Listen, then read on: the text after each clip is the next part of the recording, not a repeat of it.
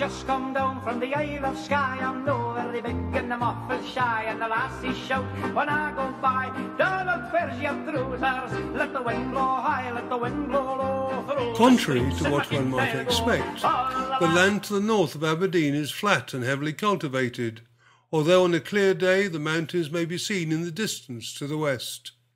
The countryside is dotted with small villages with strange names, some of them no more than clusters of farm buildings, all connected by single-lane roads with occasional passing places.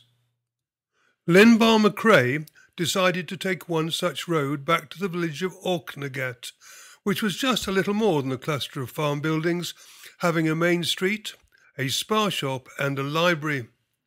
He turned off the A948 just beyond Hilton and soon passed Drumwindle and Quilquox, or Quillocks, as some of the locals would have it.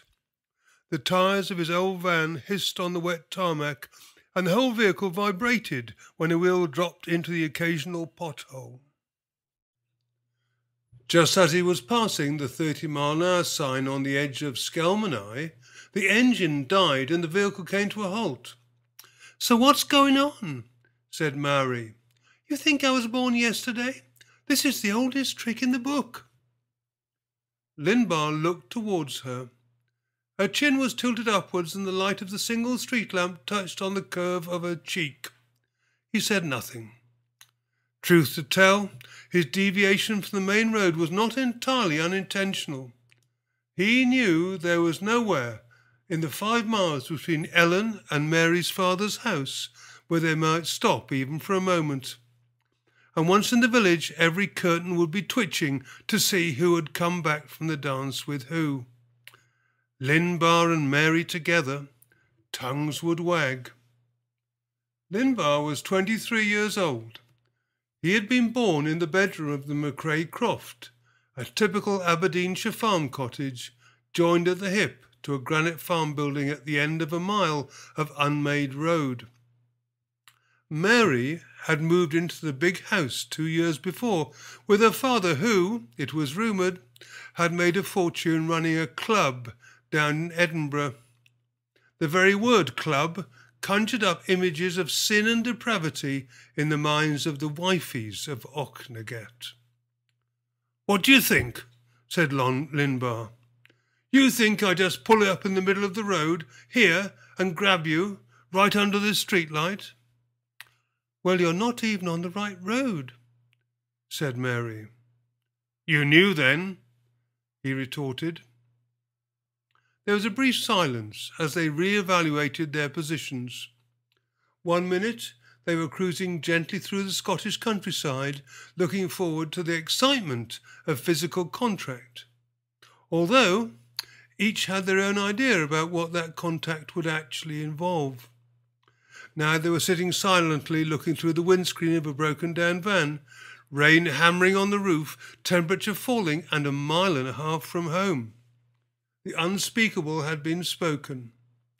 He had inadvertently declared his intent, and worse, she had inadvertently declared her knowledge of it. Linbar clenched his teeth, firming up his already fine jawline. It had taken him weeks to summon up the courage to approach Mary in Main Street. He had abandoned the potato fields and run down to the main road every day, pretending that he was thirsty. From a vantage point behind the glass of the spar shop, he could watch her alight from the Ellon bus. Then he would emerge, popping a can of Coke. Mary would pretend to be looking across the road at the facade of McRae's garage, which, despite its innovative blend of breeze block and corrugated iron, did not usually warrant a second glance.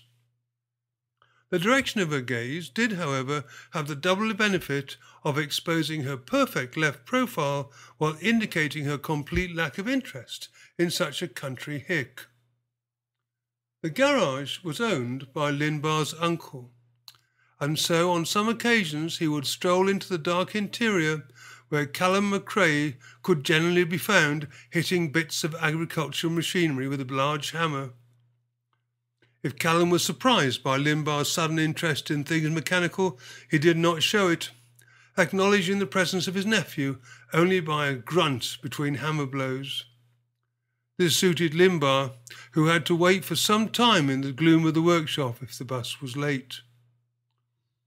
Then, at a strategic moment, he would stride out into the road and make his way towards the shop. At these times, Mary was always unaccountably looking ahead, exposing her perfect right profile while still indicating her complete lack of interest. But Limbar was not discouraged, and as time passed he thought he could discern a slight inclination of her head in his direction. She did not actually look at him, but it seemed to him that she might be going to. Finally he had lost his reason. He bought 2 cans of Coke and walked right up to her as soon as she got off the bus. He had held one out. "Here, want one?" he had said. Mary had looked at him for the first time. He felt himself falling into her dark eyes. "Okay," she had replied, and had taken the can. Lindbad plunged on courageously. "Want to come to the dance, eh?" "Okay," she had replied. They had spent their time at the dance in traditional fashion. Lindbar huddled in a corner with the guys he had known from since school, now envious of his apparent success on the romantic front. Mary danced in a circle round a pile of handbags with a group of girls who she knew from her work. Then it had been time to go home, and Mary had settled back comfortably into the tattered passenger seat as Limbar had started the engine. And now the most romantic moment of his life, with the most beautiful girl he had ever known, had been destroyed by the unreliable mechanics of his old van. He turned towards her. "Well, let's get walking." "What do you mean?" she answered, putting her hand on his knee. "Why don't you push it into that lay-by over there?" Say hello, down where's your trousers? A lassie took me to a ball and it was slippery in the hall, and I was feared that I would fall for a